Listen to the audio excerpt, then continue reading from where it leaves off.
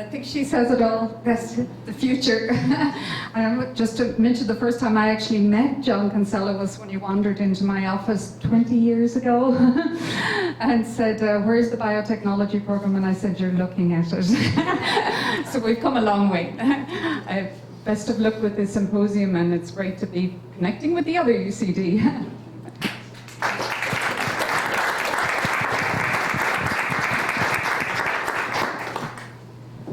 All our overviewers of the program this afternoon. We will now be turning to the symposium presenters. We'll hear from the first two presenters, and then we'll take a short break and hear the remaining presentations. And I know we have a lot of good information in store. We're going to begin this afternoon with Professor David Mills, Professor of Food Science, University of California, Davis, to discuss ecological dynamics with the infant intestine.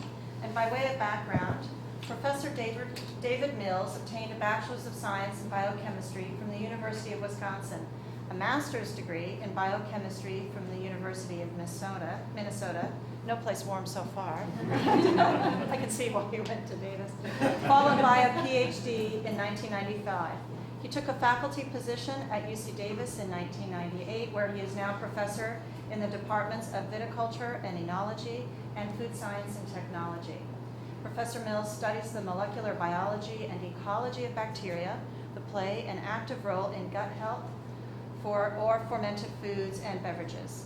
In the last 20 years, Professor Mills has mentored over 30 graduate students and postdocs and published more than 100 papers, including seminal work on lactic acid bacterial and bifidobacterial, I hope I've said that correctly, genomics. You'll have to train me on that one. At UC Davis, he co-founded with Professor German the Milk Bioactives Program, a successful multidisciplinary effort to define, investigate, and translate the beneficial aspects of human milk and its role in human health. In 2012, Professor Mills was named the Peter J. Shields Chair in Dairy Food Science. Please join me in welcoming Professor Mills.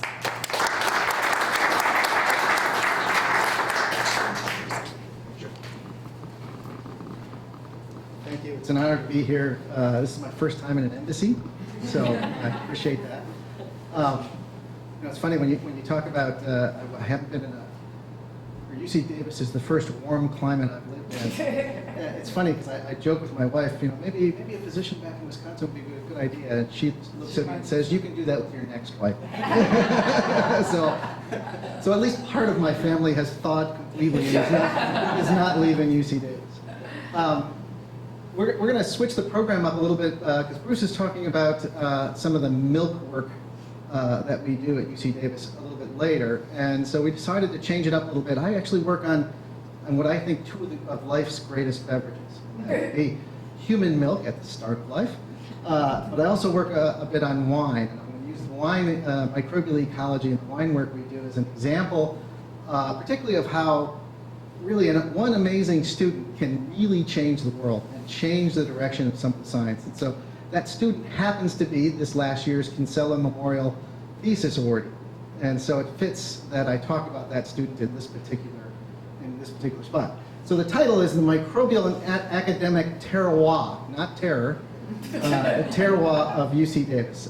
When I use this title a lot, sometimes it gets spell checked to terror. And people wonder, what am I talking about? Although academic terror does happen. So let's first understand what the concept of terroir is. Terroir is a French term, and it is this idea that there is something about the environment that contributes to the quality, in this case, of a food product, of the wine. And the French hand wave a lot of different aspects that go into this, from climate to tradition to terrain to soil to winemaker's mother-in-law, and all sorts of things that get mixed into that description.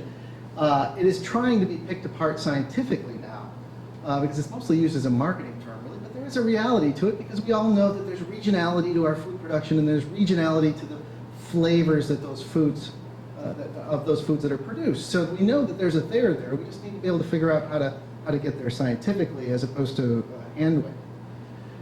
But I also would argue that UC Davis has its own terroir, and as was described before, it is a wonderful place to integrate agricultural to health research because of the various colleges and particularly the low barrier for interaction between them, between students and between professors, to be able to advance something. And that's one of the examples I'm going to talk about today. So, as you well know, microbes are inherent to all food production. There's lots of microbes that are obviously purposely inoculated. This is a wine fermentation, beer, cheese, etc. So there's lots of good organisms that are involved in food production. Unfortunately, there's lots of bad organisms as well. And so microbes are both favorable and detrimental to our food production. They cause lots of economic damage, and of course, in food safety realms, they cause death. So we need to be able to control the good and the bad. And so the challenge for us is, how do we monitor in a food production scheme all the microbes we can to both identify the good and make sure the good are there and avoid the bad. So this is a pretty straightforward but large challenge. And luckily, in the past couple of years, we've been able to surmount the problem that I've listed in this slide. The problem with microbiology of the past is that it has been culture-based. So you have to go onto Petri plates with swabs from your facility to try to understand where's the Listeria hiding, things of that nature. And it takes a lot of effort to do this. Microbes have to have time to grow. You have to be able to enumerate everything that's there. It's very logistically problematic. You can't do it in high throughput, really. And so we end up with a problem is that we don't even see all the microbes that are in any facility, whether it's a cheese facility, a winery, you name it. However, that has changed. And that has changed because of the new tools that have been developed, mostly around next generation sequencing, where we can now, next slide, where the capacity of next generation sequencing now has so changed in the last 5 to 10 years that it's hard to grasp. It's actually outpaced this. It's outpaced computer chips in terms of leaps in productivity. So in the last 10 years at least, we've 10 to the 11th increase in capacity in DNA sequencing. And you might say, well, what does that mean for me? Well, certainly that means we're going to be sequencing a lot of human genomes. That's one of the things. But it also means we can do microbial ecology in whole new ways. So we can do things where you might normally take a swab of a facility if you're looking for Listeria. But you can take a swab of a facility, purify all the DNA out of that swab, and just ask the question, tell me all the microbes that are there and what quantity. In what quantity. And we can do that now. And we can do that in extremely high throughput. So can we apply these tools, these next generation sequencing tools, to monitor microbes in food production? And that's one of the challenges that I put forth to a particularly good student.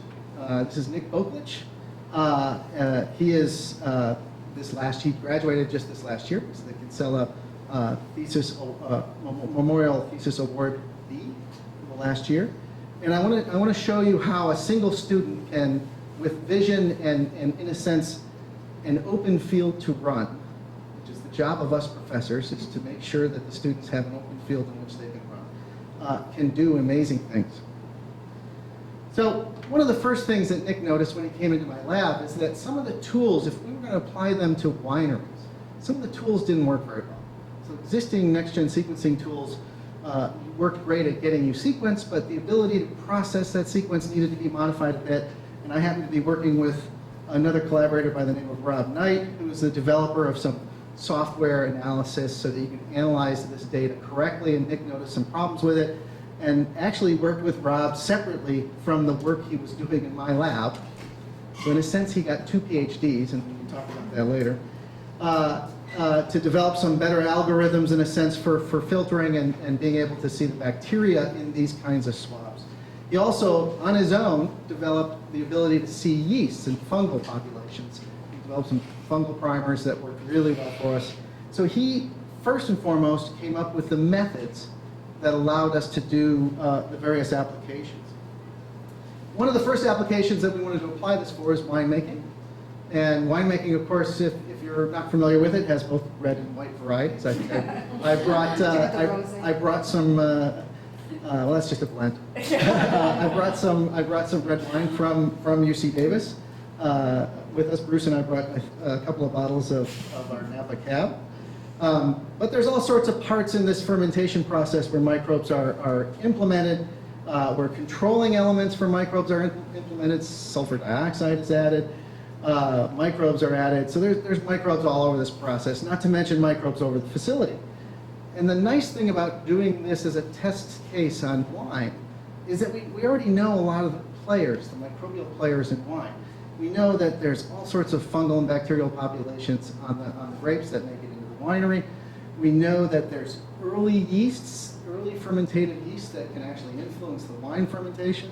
Of course, Saccharomyces cerevisiae carries out the wine fermentation. You have spoilage organisms like Brettanomyces that can show up in barrels and make your wine smell like an old sock. And then you even have things like cork taint, fungal species that we get into the cork. So we know a lot of the players that can end up making your wine not taste so good. So this is a nice landscape to test these new tools. Where do these microbes come from? So that was one of the questions we wanted to ask.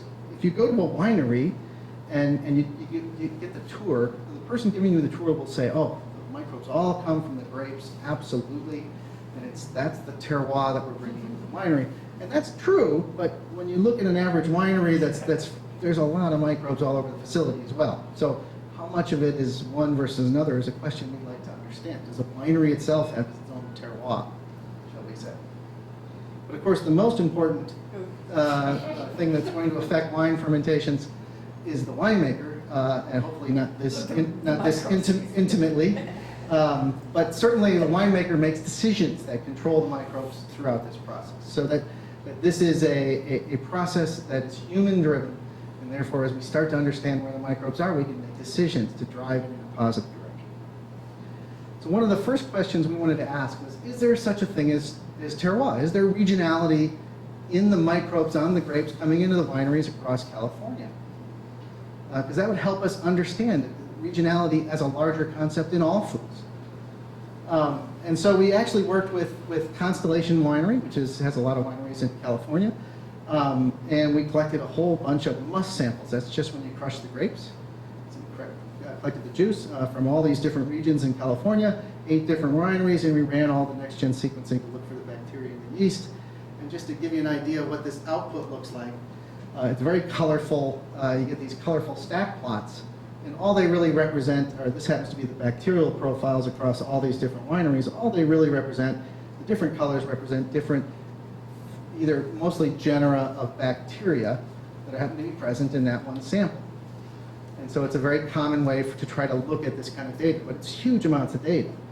And then we were able to take this data, and I should say Nick was able to take this data, and ask the question,